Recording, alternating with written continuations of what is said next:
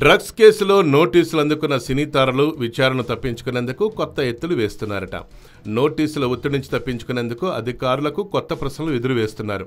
ఇప్పటికే 12 మందికి ఎక్సైజ్ శాఖ నోటీసులు ఇచ్చిన విషయం తెలిసిందే కదా.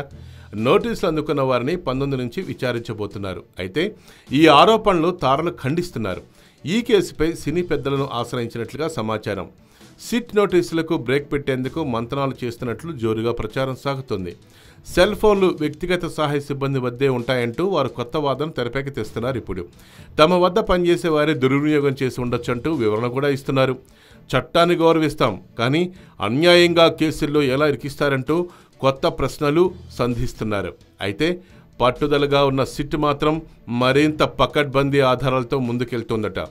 Cell tower location, health condition రిపోర్టులు సిట్ తెప్పించుకుంటోంది. పూర్తిగా ఆధారాలు సేకరించాకే పేర్లు వెల్లడిస్తామని సిట్ అంటోంది. ఈ కథనం గనక మీకు నచ్చినట్లయితే please subscribe YoYo TV channel.